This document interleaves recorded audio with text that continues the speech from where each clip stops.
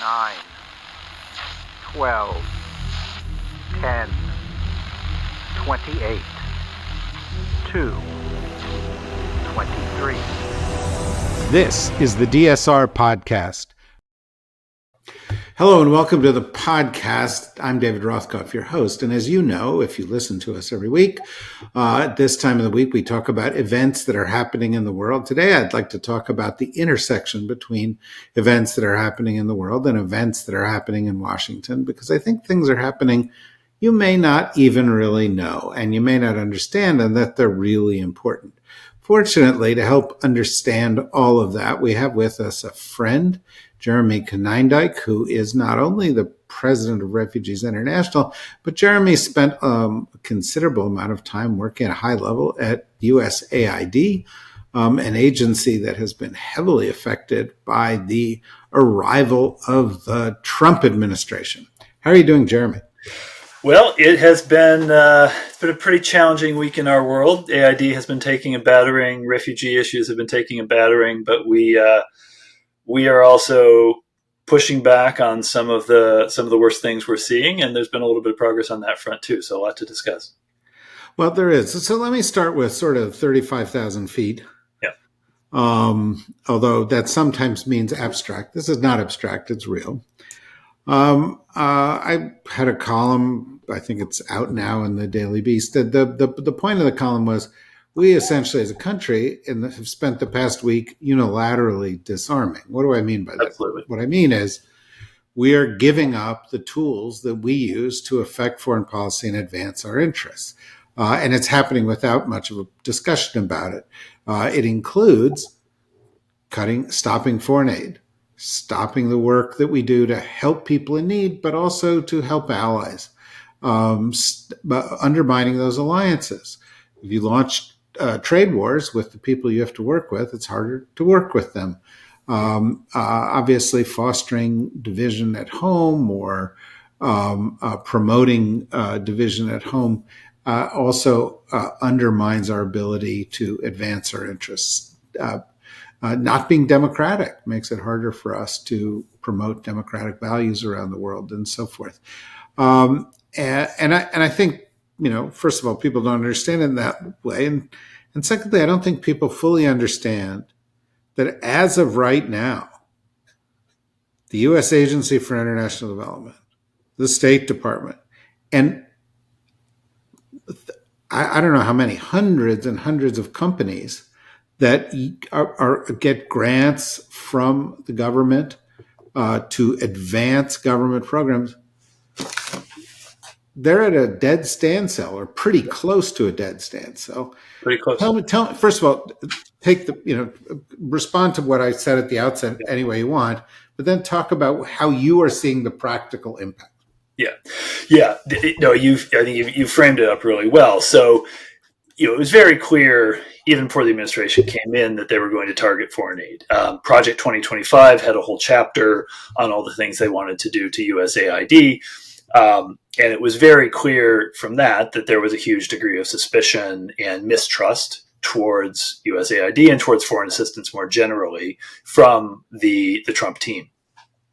What we saw then on day one was an executive order calling for a 90-day review of all foreign aid, but it did not mandate an immediate kind of halt to all activities. It did talk about halting further disbursement of additional money.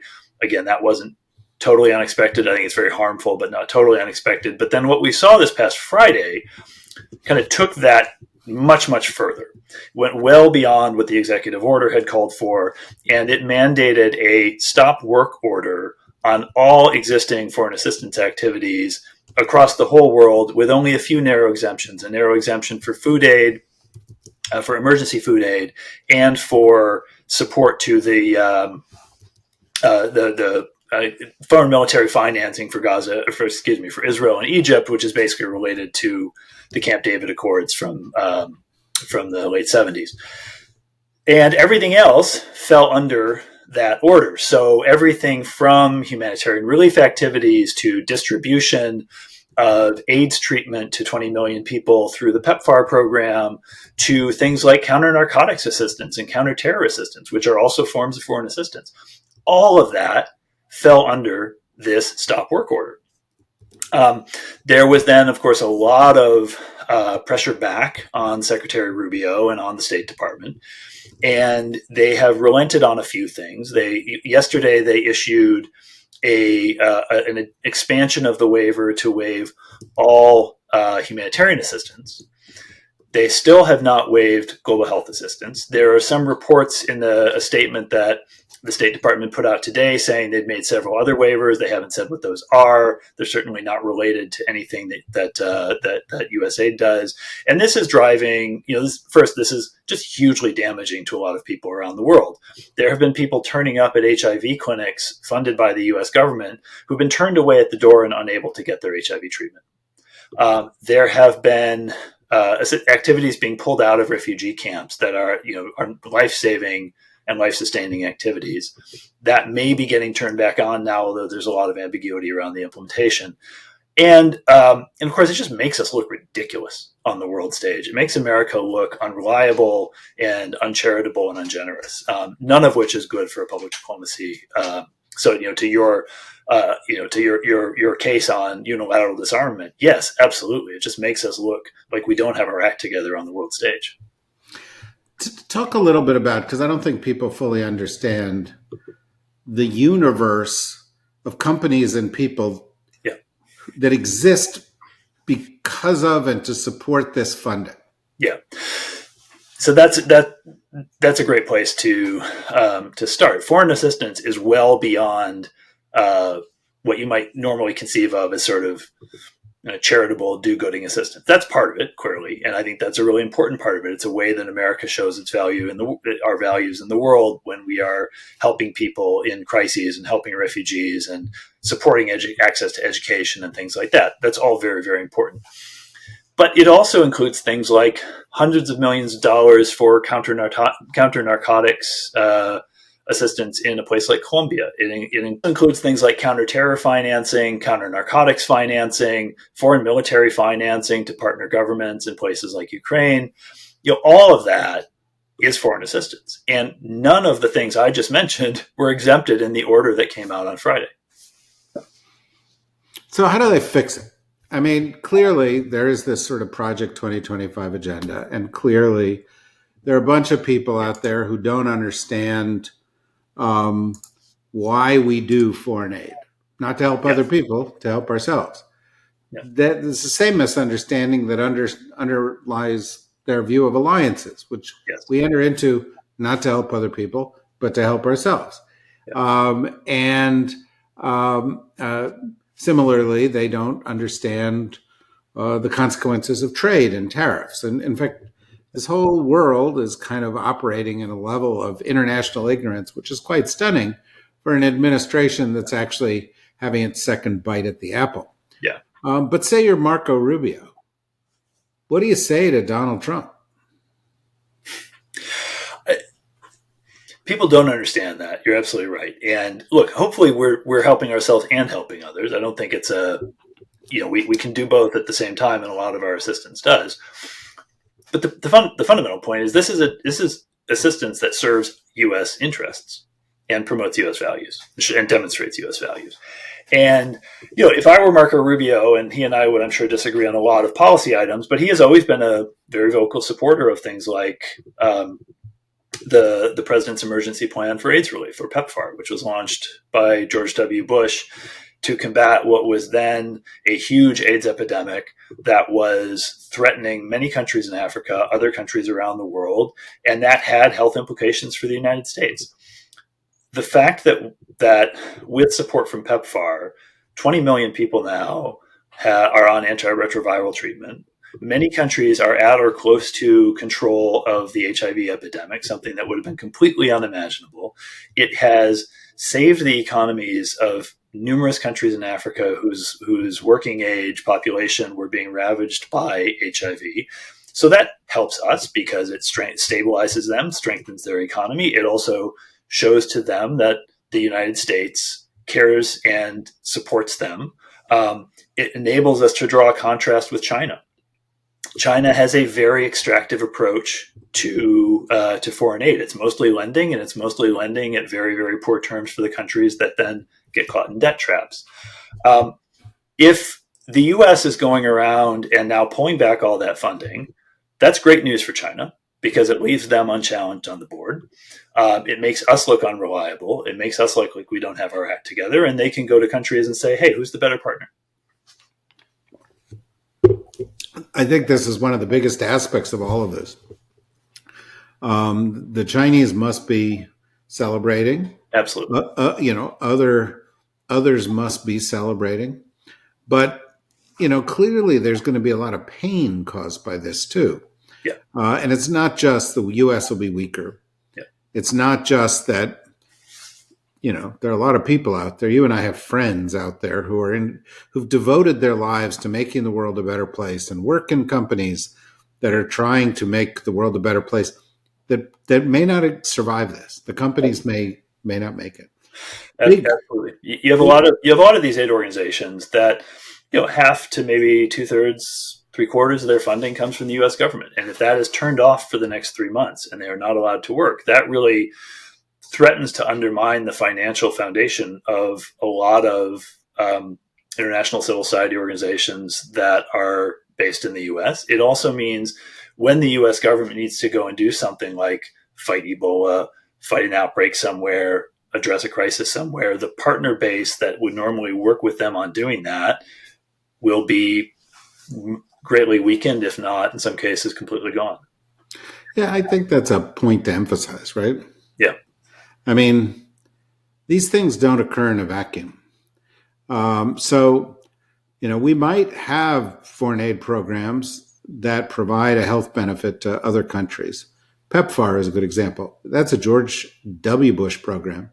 That's one of the very, very best that the United States has ever initiated. All credit to George Bush, and it has done immense benefit for us and for others.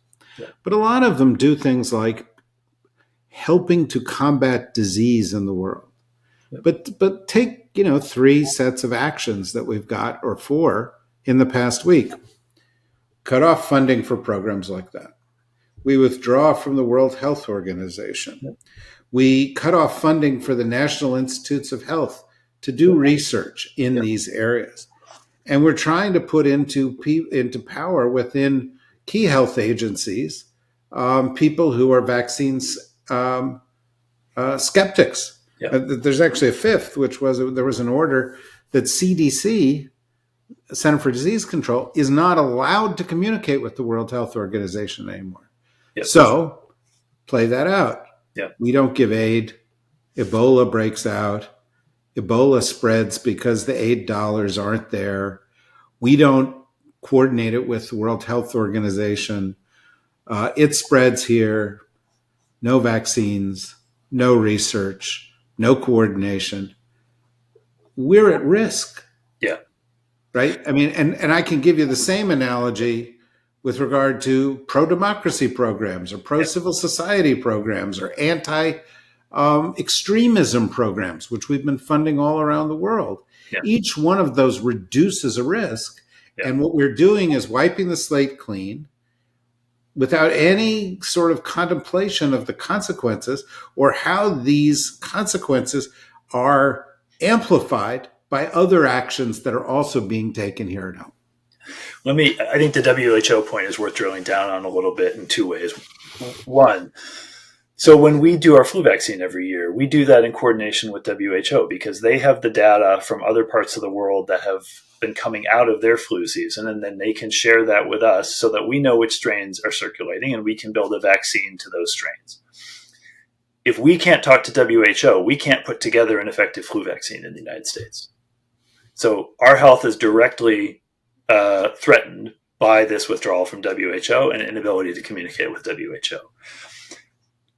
Second example, I kind of got into this whole world of outbreaks through the Ebola outbreak in West Africa in 2014. WHO had a very weak emergency capacity at that time, and they did a really poor job in the initial phase of responding to that outbreak. And that meant the US government had to jump in a big way. And we spent several $billion dollars, and we deployed the U.S. military to get that outbreak under control.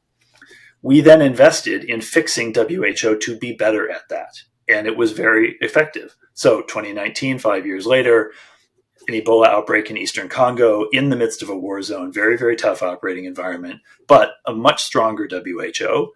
They were able to deploy at scale. Instead of us sending hundreds of people out, they sent their own hundreds of people out. Far less cost to the U.S. taxpayer, no deployment of the U.S. military, and they successfully got it under control. So it actually serves our interests, and it saves us money to have a strong WHO because it means fewer things falling on the U.S. government's plate. I'm just as I'm listening to you talk, making note to myself, because essentially, for the past 25 years, Republicans and Democrats have disagreed about a lot of things. But they've agreed on a few things that are fundamental. And one of them is that we live in a world of transnational threats that we have to address. And if you asked George W. Bush or Barack Obama or Joe Biden or even senior people in the Trump administration to enumerate them, they'd say pandemics, global warming, extremism, anti-democratic movements, and possibly disinformation and misinformation being spread. In each one of these areas, in the course of the past week, the world just became more dangerous for us. Absolutely. The point you made earlier is so important. We don't ultimately build and invest in these things just because they're good for the world. We do it because they're good for the United States. They protect us, they save us money. And I think we forget that at our peril. It's easy to sort of look at the world and say, oh, well, there hasn't been another Ebola case reaching the United States since 2014, so we must not need these investments anymore. But that gets it exactly backwards. We haven't seen things like that reaching the United States because we sustain the investments in that preventive architecture. And that's true across a lot of the fields that you talked about there. Do you think, as people look ahead, they're going, yeah, well, that's kind of crazy, but it's only temporary. And once we get rid of, DEI programs and programs that, push immigrants to our borders, they'll free up the money and everything will be fine.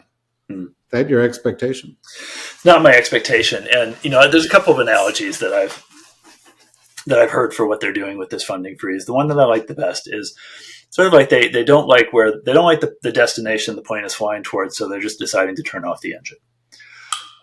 That's a pretty good analogy. They're going to if they sustain this funding freeze for 3 months, they're going to crash the plane. So all the components of the plane might still be there, but they're going to be damn hard to reassemble and get back up in the air again. Or you could imagine a factory floor. So let's imagine a Tesla factory. If you sent home all the senior managers of the Tesla factory, which is effectively what they did with a significant purge of USAID senior leadership on Monday, and then you fire half the floor workers, which is what they did with a bunch of the contractor staff at USAID yesterday. You could try and bring them all back in 3 months, but you're going to lose a lot of ground, and particularly if you've bankrupted several of your partners in the meantime, it's going to be very, very hard to put the egg together again. So, but they don't want to put the egg back. Well, that I think is what we're seeing, right? I think the whole this is just a 3-month review and we want to eliminate the woke programs. I don't buy it. If that were true and that were sincere, you would not willfully be crashing the entire apparatus in the meantime. And frankly, if that were genuinely the concern, and I disagree with a lot about that framing, so stipulate that. But even if you accept that framing, you don't need to shut down every single global project in order to root out those few that you don't like, or even those many that you don't like. And they know that. And they know that. They've been out of office for 4 years. Somebody who's saying, oh, well, they're coming in and they're doing this just to evaluate. It's like with the shutdown of government loans and fundings domestically. And then they say, well, we're going to shut them all down. And then people freak out. And then they say, okay, well, we're going to shut 1,200 of them down. Right. The reality is if they had 4 years, you could have actually used a scalpel and come up with something a lot more precise. Mm-hmm. So the purpose here is to shock the system, yeah, and to get a bunch of things that they didn't, that are, I don't know what it is. It's visceral. There's been a visceral hatred of foreign aid among some of these people for a long time, even though we give less of our GDP to foreign aid than virtually any other developed country. It's under 1% of our budget. It's comparatively tiny, and we get a big return for it. But I just think they've been dealing with it for a long time. They're like, I want to punch those guys in the gut. I want to have an impact. I don't want to do the right thing or make the system better. I want them to know we're in charge now. Everything that they've shown in the past week is consistent with that. So on Monday, an order went out putting the exact number is not totally clear. I've most estimates are around 60 senior officials at USAID on involuntary administrative leave for so-called circumventing the president's executive order. Now, what they thought they were seeing, I don't know. What is ominous about that, a lot of those staff were in the general counsel's office. So they were the lawyers who would be advising the new politicals on what they could and couldn't do. 2 of them were the ethics lawyers, the only 2 ethics lawyers in the agency. They're both out. That does not really show a good faith attempt to follow the law, and certainly doesn't respect it doesn't show much respect for the staff of the agency. Yesterday, they fired all of the institutional contractors. So these are people who do a lot of the administrative and support functions in the agency, some of them, but also some of them are doing things like data management, monitoring and evaluation. They're all gone. They all got fired, and they got fired on no notice. In some cases, they disappeared from meetings that they were midway through when they had their email turned off. Is that illegal? It's not. I think the putting the senior staff on admin leave, I suspect there will be lawsuits over that. Firing the institutional contractors, not illegal, really stupid, because those people make the agency run. I worked with many of them during my times at USAID. They basically fill many of the functions that don't legally have to be filled by a government employee. So if they're not taking decisions on behalf of the government, if they're just advising, processing, supporting, and because USAID doesn't have many, they're not allowed to have too many government employees, a lot of the work gets done by those contractors. So a huge amount of the people who do the day in, day out legwork of USAID were just shown the door. And that's going to crash the Global Health Bureau. It risks crashing the Humanitarian Bureau, which lost 40% of its staff with this. 50% of the staff of the Global Health Bureau were on that kind of a mechanism. If what you are trying to do is simply just root out the programs you don't like and some of the the trainings and you don't send half the staff packing, and you don't do it in such a brutal way. So one issue that pertains to the domestic shutdowns of funding pertains here too, right? Yeah. The Congress determines what we spend. The Congress passes laws to determine it. It's not up to the White House to determine what we spend or what these programs are. They've been voted on by another equal branch of government. Now, I haven't heard a lot of Republicans howling about this. Do you think there will ultimately be pushback because it's not in the self-interest of some of those Republicans to see this continue as it is? It really is a pretty significant separation of powers issue. In my experience dealing with the Hill, Republicans or Democrats, when I was in the administration before, they took those directives really seriously, and we took those directives really seriously. And one way to get yourself in a lot of trouble with the Hill was to ignore the directive you were getting from Congress about funding. I don't know whether any Republicans on the Hill are going to stand up for those congressional prerogatives. They have a lot of tools to enforce them if they want to, because constitutionally they write the budget, not the administration. And what you see with both the order from Monday where the OMB tried to shut down all government grant making, and the order from Friday where the State Department tried to do the same with all foreign aid, that is basically saying we will call it a review. I mean, I think they're calling it a review to sort of skirt the constitutional issue a little bit and saying this is just temporary, this isn't permanent. But the practical effect of that is impounding congressionally mandated funding. So yeah, I think it's a huge constitutional issue. It's a huge separation of powers and congressional prerogatives issue. But congressional prerogatives only matter if Congress stands up for them, and it's not entirely clear that Republicans in Congress are willing to do so right now. Yeah. I just want to footnote before I move on to another issue. This is just a personal observation. The media coverage of this has been pathetic. As we would say in my part of New Jersey, piss poor. These are serious issues. Yeah. And people just haven't thought of them as maybe they thought they were too complicated to explain to people, or people didn't resonate with them, or it would be too one-sided and anti-Trump to talk about this stuff. Yeah. This is U.S. national interests being imperiled by not just bad policy choices, but just bad processes, just bad execution, bad government management. There are better ways to do what they wanted to do, and the cost is high. Yeah. I'd like to... Can I just add one thought on that? Whatever they're doing right now to USAID, they could do to DOD later on. They could do to the FBI later on.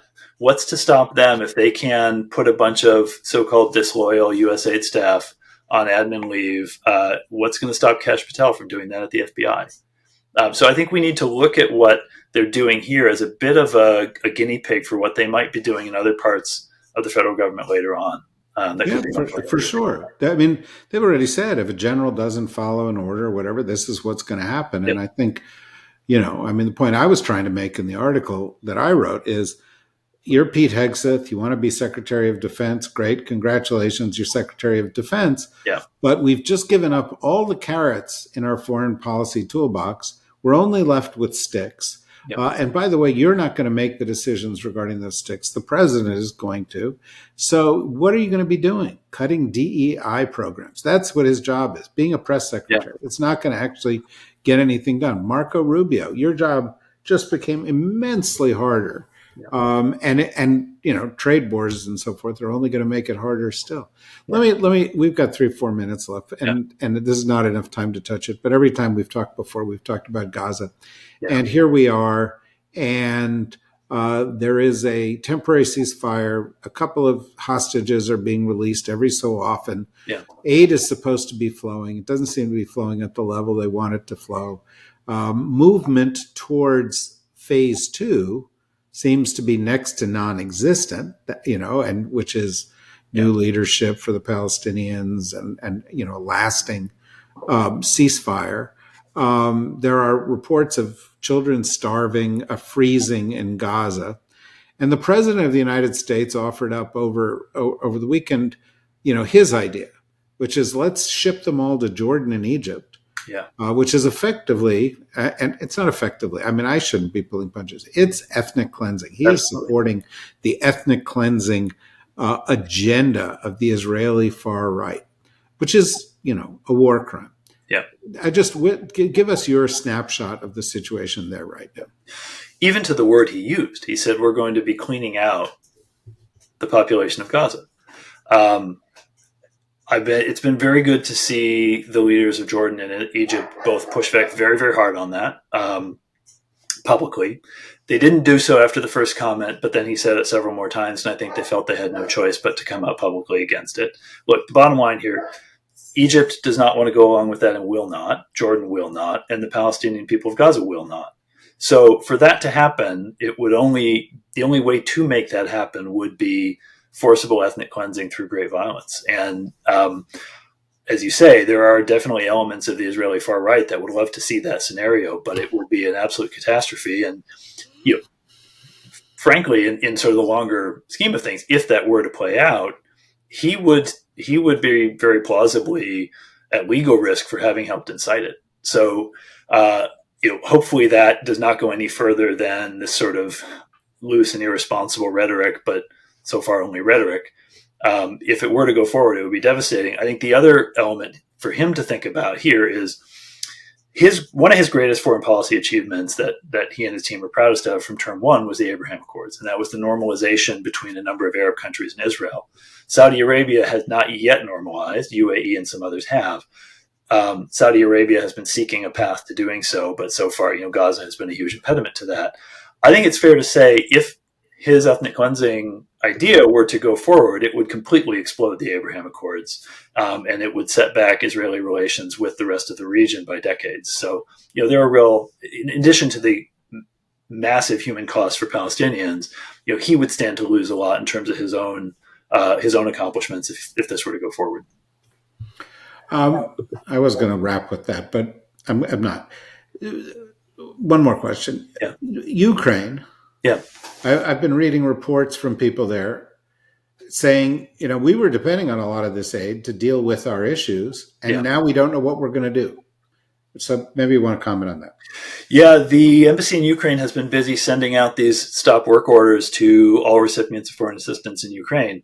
There is a huge amount of uncertainty. We work with quite a few partner organizations in Ukraine, and there is huge uncertainty and huge nervousness about where things go from here. The fact that the U.S. has stood with the people of Ukraine against the Russian invasion has been a hugely important factor in Ukraine's fight to defend itself and to defend its independence. And it has real morale implications for Ukraine if that is in doubt, which it certainly feels like it now is. So it's a hugely uncertain time, and we've heard from a lot of our Ukrainian partners that they are very fearful of what could come next if the U.S. does pull back support. Yeah. I just want to emphasize all of these things. This is what's going on. We're trying to look at what's happening that's important and not lose our heads over some of the things that's just performative. This is not performative. This is important. It has consequences. Absolutely. It has long-term consequences, even if some of the measures taken are fairly short. It has consequences for us, for our foreign policy, for our allies, for countries in need, for our rivals as they seek to take advantage of it. Yeah. And that's why I'm so glad that we were able to talk once again to Jeremy to get the lowdown here. I would point out, by the way, to those of you who are listening to this saying, well, this is just a couple of guys from Democratic administrations talking about, what they don't like about Trump. This is not that. Marco Rubio was a perfectly qualified person to be Secretary of State. Pete Hegseth, who I don't think is qualified, but did a pretty good job at his hearing. He's the Secretary of Defense. Mike Waltz is a perfectly qualified person to be the National Security Advisor. Trump did some good his last time around in foreign policy, and like the Abraham Accords that Jeremy mentioned, and I believe he will do some good again. What we're saying here is that what is happening are mistakes, and these are not in the interests of President Trump or the current administration or the United States of America, or our allies. And so we're raising it not to be critical, but to say, let's change course. That's our objective. If you agree, communicate that yourself to the people in the Congress, regardless of their party. For now, thank you, Jeremy. Thank you, everybody, for listening. We'll be back again with DSR Daily every day. And with our DSR deep dive shows every Wednesday and Thursday. Please join us for that. Until then, bye-bye.